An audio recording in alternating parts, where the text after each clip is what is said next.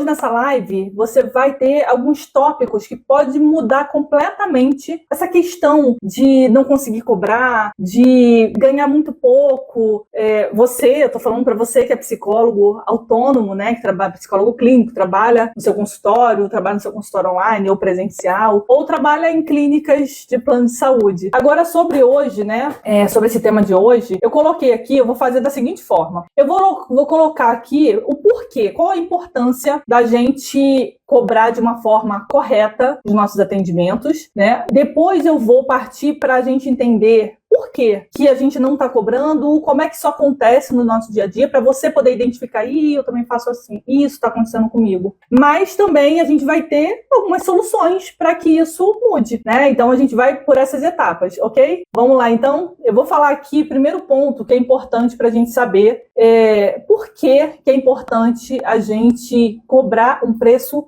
real, justo pelo nosso atendimento. E que preço real e justo é esse? Gente, a gente é uma profissão regulamentada, né? O psicólogo clínico, né? O psicólogo, de modo geral, profissão regulamentada pelo nosso Conselho Federal de Psicologia. Então, a gente só segue normas, né, do nosso conselho. E o nosso conselho sugere uma tabela de honorários para cada serviço que a gente presta, né? Então, vocês podem ir lá no conselho da sua região, porque é regional que a gente vai ter essa tabela, né? Cada região tem, né, suas particularidades, tem regiões que são mais ricas, regiões um pouco menos. Então, o conselho regional de cada região vai adaptar à realidade daquela região, né, do profissional daquela região. Mas essa tabela, gente, ela é muito importante e não é algo aleatório que o Conselho Federal de Psicologia faz. Ele coloca lá, ele sugere um preço mínimo de atendimento, médio e máximo, mas tem uma tabela ali para que a gente possa se guiar, que eu acho ótima essa tabela, para que a gente possa guiar o nosso, principalmente quem está começando, quem ainda não tem paciente, né, para que não comece tudo desorganizado. Mas você que já está trabalhando aí um tempo, profissionais de anos que nunca conseguiram se sustentar com a sua própria profissão, gente, isso é muito ruim, porque todo profissional, né, principalmente que cursa uma universidade, né, faz pós-graduação, faz um monte de curso, compra um monte de livro, está sempre se atualizando. Esse profissional, ele precisa ser bem remunerado, né? E a nossa profissão tem alguns mitos aí que podem atrapalhar muito, né? Mas vamos lá. Primeiro ponto, né, que é inclusive do Conselho Federal de Psicologia, do porquê que a gente precisa ter um preço justo, cobrar um preço justo pela nossa profissão. Primeiro ponto que eu coloquei aqui é pela sustentabilidade financeira. Esse é o principal motivo que o Conselho Federal de Psicologia sugere um preço mínimo, inclusive, para que a gente não cobre baixo, né? Um dos motivos e um dos principais, eu acredito, é a cobertura de custos de operação. Gente, a gente paga consultório, a gente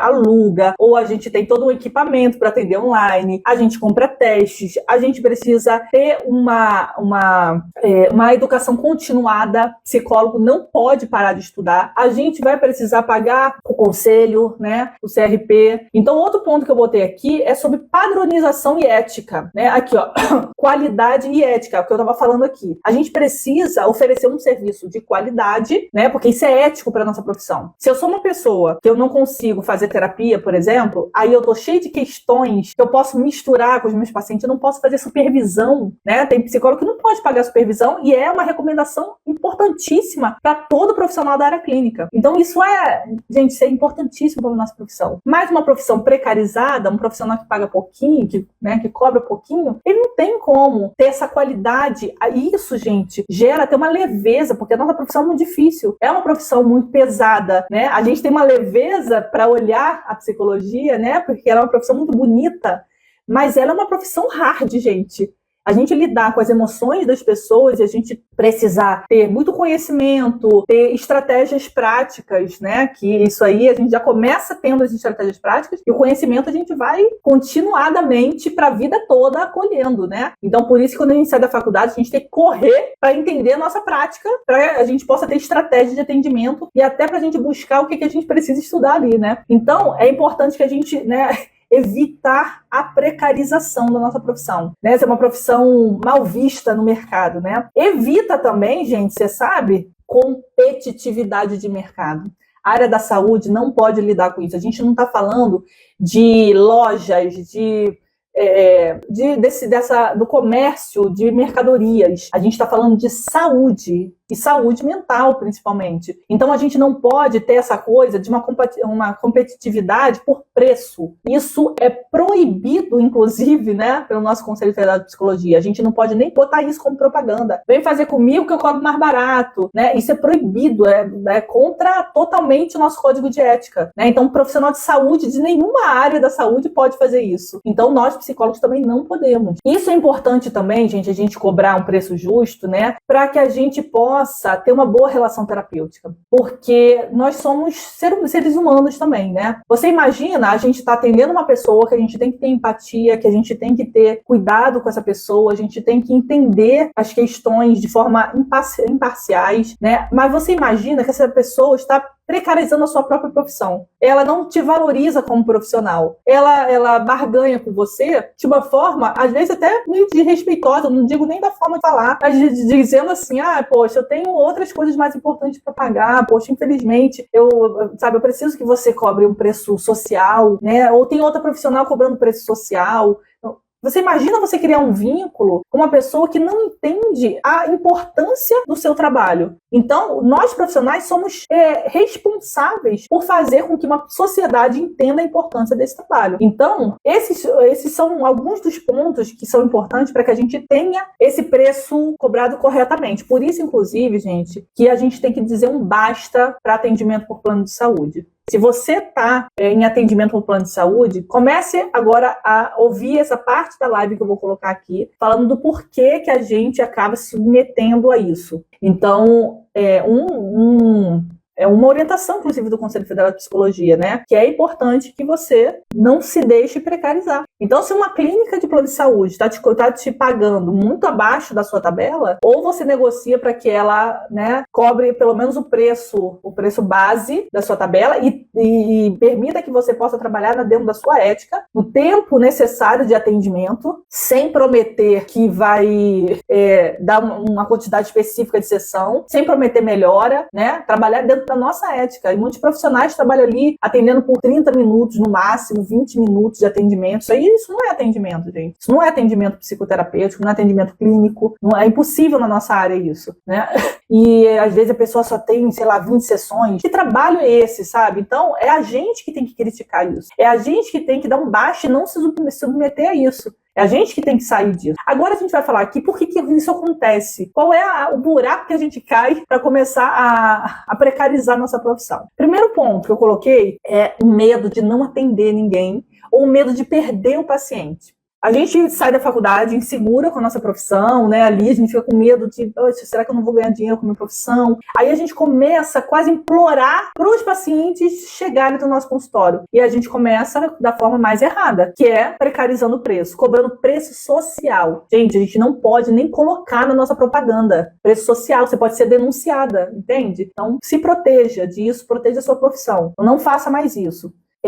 O segundo ponto que eu coloquei aqui, aí já entra nessa parte mesmo, o psicólogo não tem estratégia para ter paciente. Não tem estratégia de marketing. Muitos psicólogos, acho que a minoria ainda, gente, com marketing assim, digital na nossa cara, ainda a minoria dos psicólogos, é muito psicólogo sem fazer. Eu falo isso, gente, porque eu lido com centenas de psicólogos dentro do curso, né? Então eu tô sempre vendo quantos psicólogos quando entram, eles não têm estratégia. Então, não perde tempo. Vai fazer sua estratégia de marketing. E estratégia para psicólogo é estratégia a partir dos seus conhecimentos. Principalmente, gente, não só conhecimento teórico, mas conhecimento prático. Se eu não sei o que eu faço no consultório, que é o terceiro ponto, se eu não conheço o meu trabalho clínico, eu fico insegura. Eu fico com medo de atender o paciente que entra no meu consultório. Quem aqui já ficou com medo de não saber o que fazer quando chega um paciente com uma demanda muito sofrida, uma demanda muito grave, demanda de violência, demanda de suicídio, demanda de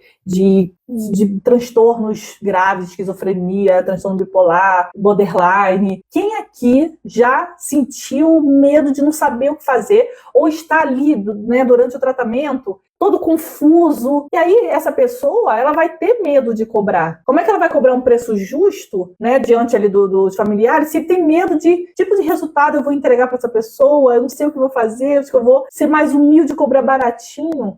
Então, a gente está trocando as bolas aí. Então, a gente precisa urgentemente saber exatamente o que eu faço, né, na minha área, na minha profissão, para que eu possa cobrar um preço justo com total segurança. Então, isso é tão importante, gente, porque senão a gente começa a atender uma pessoa. Imagina a gente atender uma pessoa a nível de suicídio. Aí a pessoa tá ali, ou a pessoa tem um transtorno muito grave, ou tá sofrendo violência, ou qualquer outra questão muito grave, e entra num processo de psicoterapia, não tá vendo sentido nenhum, ou alguém que é obrigado a ir porque alguém mandou ele ir ali no processo de psicoterapia. Então não é assim que a gente trabalha. A gente não enfia a pessoa no processo de psicoterapia do nada, né? A pessoa cai de paraquedas ali. Então é claro que se a gente não sabe o que a gente faz no nosso trabalho clínico, a gente não conhece todas as etapas do nosso trabalho clínico, todos os serviços e intervenções que o psicólogo clínico tem. Isso você pode buscar, inclusive, no Conselho Federal de Psicologia, gente. Lá tem um documento de ocupações do psicólogo, né? Que foi entregue pelo Conselho Federal de Psicologia para o Ministério do Trabalho para eles entenderem o que é que o psicólogo faz. E tem uma área lá só de psicólogo clínico, né? Quais são os nossos serviços e intervenções. A psicoterapia é apenas um dos diversos serviços que o psicólogo clínico presta dentro do consultório, inclusive.